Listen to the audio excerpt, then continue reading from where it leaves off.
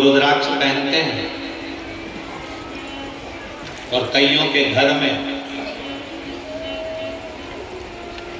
मांस मदिरा पहुंच जाता है। आप इनको मना क्यों नहीं करते कि ये रुद्राक्ष ना पहने? इनके घर में गलत चीजें पहुंचती हैं।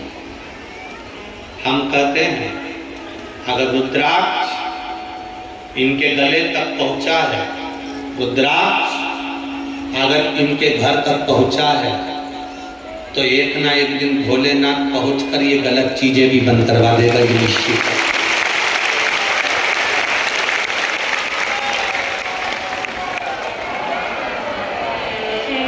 अरे क्यों पहनी है गले में रुद्राक्ष की माला? 24 घंटे गले में एक रुद्राक्ष की माला पड़ी रहती है। 24 घंटे गले में एक तुलसी की माला पड़ी रहती है।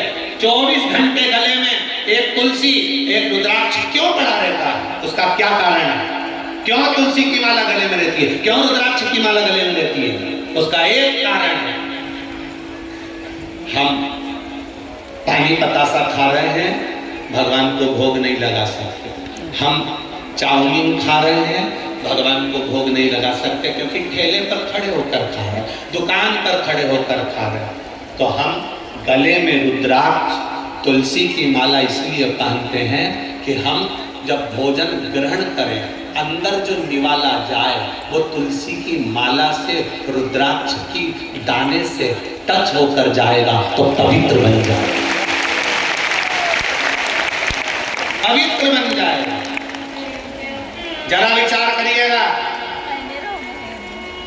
आप लोगों के घर में भगवान है, लड्डू गोपाल, छोटे से भगवान, सबके घर में मंदिर है, छोटा सा मंदिर, घर में जहां भगवान की पूजन करते हो, देवी की, देवता की, कुल देवी की, देवता की, शंकर जी की, किसी की भी पूजन करते हो, हे? अरे बोलो तो जम के, है ना? भोग लगाते हो भगवान को, तो तुलसी का पत्ता डालते हो कि नहीं डालते? डालते हो ना? बिना तुलसी के भगवान भोजन स्वीकार करता है क्या? नहीं करता। जब बिना तुलसी के भगवान भोजन स्वीकार नहीं करता, तो बिना तुलसी की माला और रुद्राक्ष के भोलेनाथ भी स्वीकार नहीं करता। शरीर पर तुलसी की या तो माला हो या एक रुद्राक्ष का मन का हो। कई लोग कहते हैं क्या महिला रुद्राक्ष पहन सकती है? कौन ने मना करा? किस पुराण में लिखा कि महिला रुद्राक्ष नहीं पहनेगी, बच्चा रुद्राक्ष नहीं पहनेगा, पुरुष रुद्राक्ष नहीं पहनेगा? ऐसी कोई पुराण में लिखा हो जहां लिखा हो कि ये रुद्राक्ष नहीं पहनेगा? हमारे यहाँ लिंगायत संप्रदाय में, शैव लिंगायत संप्रदाय कर्नाटक में, आंध्र प्रदेश में होता है, महाराष्ट्र में होता है, और कई इस छत्तीसगढ़ में भी लिंगायत शिव संप्रदाय के लोग रहते होंगे, जिसमें रुद्राक्ष अकेला शंकर के गले, लोगों के गले में नहीं होता, एक छोटा सा शिवलिंग भी उनके गले में डला हुआ होता है। शिवलिंग को भी शिव तत्व से कैसे दूर हो जाए? भगवान शंकर से कैसे दूर हो जाए? हर पल, हर घड़ी, हर क्षण कैसे कह सकते हैं कि ये अपवित्र है और ये पवित्र है? तुम्हारे पास में कोई ऐसा, वो हमारे यहाँ करंट आ रहा है कि नहीं आ रहा, उसके लिए ऐसा एक इतना बड़ा लाइट वालों के पास में होता है, इतना बड़ा का नीला या लाल कलर का, उसमें दो इतनी बड़ी पेंसिल होती है, उसको यूं टच करो ना तो मालूम पड़ जाता करंट है कि नहीं। यहाँ पे लाइट वाला बैठा हुआ तो उसको मालूम होगा, उसके पास में होगा भी समझो।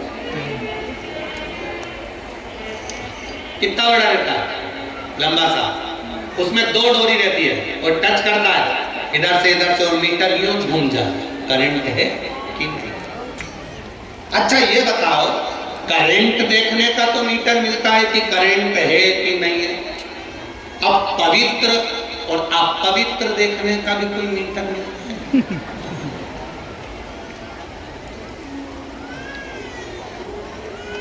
कोई मीटर है अपने पास में कि ये पवित्र है या अपवित्र है? बहुत सारा चंदन लगा लिया, माला पकड़ के बैठ गए तो क्या पवित्र कहला जाओगे? अरे बोलो तो जम के। मालूम पड़े माला तो पकड़ी और अंदर से पड़ोसी की गाड़ी देख देख के जले जा रहे और के पवित्र बन गए। पवित्र बन गए, कहाँ से पवित्रता? क्या किसको रोई है? जैसे हो वैसे ही रहना, दिखावा नहीं करना कभी भी। जो ज्यादा दिखावा करता है ना, एक दिन औंधे गिर जाता है। तुम देख लेना, नई नई जो दुल्हन बनती है और ज्यादा यहाँ से पिन टच कर ले और यहाँ से यूज कर ले और पेंसिल से लाइन खींच ले, यहाँ से आँख माँ पोत के और ऐसा गजरा मजरा लगा के और सैंडल इतनी ऊंची पहन के जब वो स्टेज पे चले ना, तो खुद का लहंगा भी नहीं संभालती, पड़ोसन संभाल के चलती, क्योंकि उस समय उसको दिखावा करना है। रोज उसके कपड़े का पड़ोसन उठाती है, बोले जम के बोले जरा, रोज उसका लहंगा का पड़ोसन पकड़ती है नहीं। जब वो दिखावा करने के लिए जाती है तो लहंगा भी दूसरे को पकड़ना पड़ता है। माला लेकर जाने की जगह पड़ोसन माला लेके जाती है। ये अकेली बस पुतली बाई जैसी। दिखावा कर रहे हो ना, अगर दिखावा नहीं होता, जैसे थे वैसे की वैसे ही, जो कपड़े थे जैसे की जैसे ही, अपने हाथ से पेंटिंग करके नहीं जाती पार्लर, अपने हाथ से तैयार होकर मंच पर चली जाती, लहंगा भी किसी को पकड़ने की जरूरत नहीं पड़ती, खुद की माला लेकर खुद पहुंच जाती। ये दिखावे से।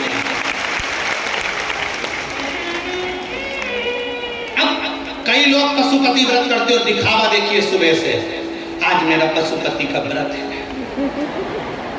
आज मेरा पशुपति का व्रत है, आज मेरा पशुपति का व्रत है।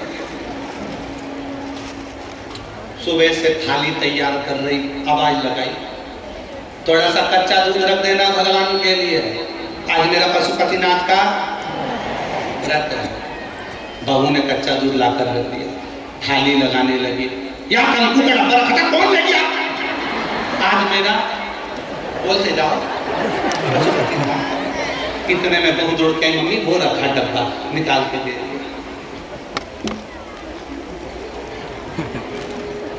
आज बेलपत्री नहीं लाया क्या वो? आज मेरा पशुपतिनाथ का। जैसे तैसे, और जो पानी भरने गई तो रसोई घर में जाके देखा तो लोटा ही नहीं, और फिर चिल्लाई, कहाँ गया? इतने में बहू दौड़ के आई, मम्मी ये मंजने में रखा था, अभी मैं साफ करके लाती हूँ। और बहू बस बर्तन के छूटे पड़े, उठा के बन नहीं रही। आज मेरा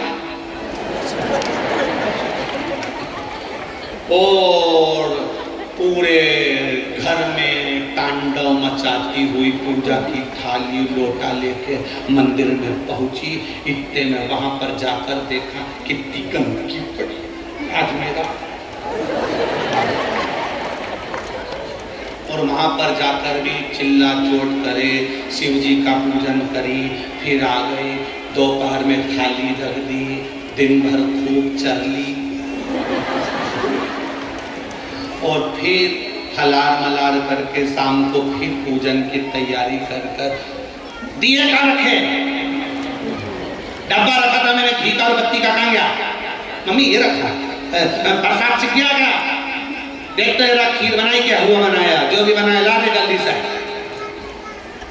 लाकर कटोरे में इतना सारा लिया, कम कर दिया। आज मेरा पशुपतिनाथ का व्रत है, पूरा दिन ऐसा निकला, पशुपतिनाथ भी सोचे ही कमला, कमला काया ही है व्रत कर, दिन भर व्रत करो और दूसरे के प्राण खाओ तो आज मेरा पशुपति। ऐसा व्रत करने से कोई मतलब नहीं।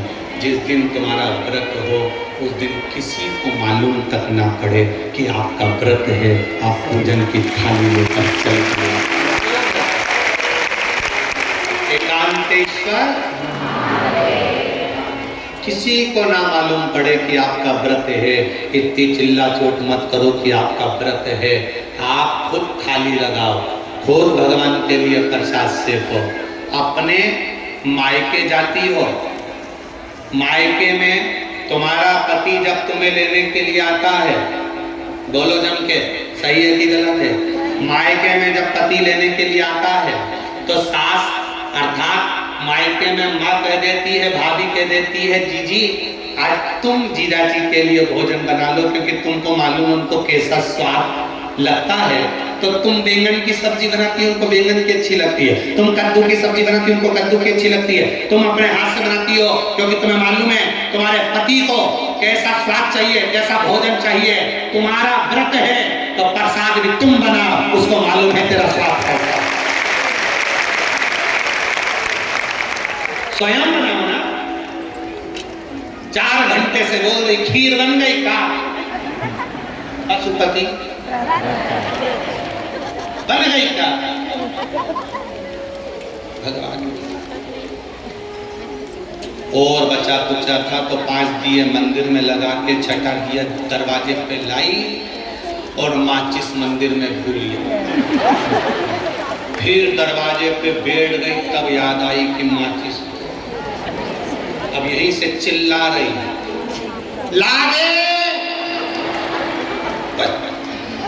बहू दौड़ के आई, हाँ मम्मी माचिस ला दे। 4 घंटे से बैठी हूँ, माचिस छूट गई मंदिर में, माचिस ला जल्दी से। बहू दौड़ के गई, माचिस ढूंढे। अब माचिस जैसी चीज ढूंढने में थोड़ा समय लग जाता है। थोड़ी देर हो गई, फिर चिल्ला। इनके बाप के यहाँ से यही सीख गया, बेटी पे माचिस की नहीं, माचिस जैसे तैसे माचिस लाई, दिया जलाई और हाथ जोड़ के बोली, पशुपति नाथ मेरी सुन लेना। अंदर बहू बोल रही, बिल्कुल मत सुनना, बिल्कुल मत सुनना। क्या मतलब है सब करने से?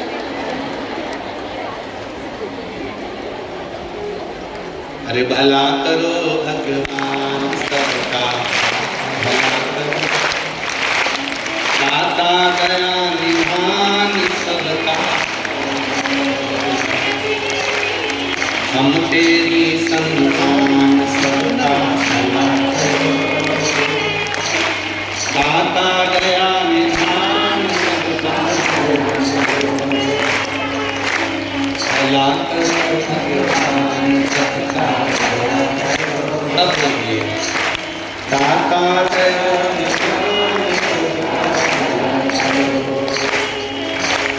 हम तेरी संतान।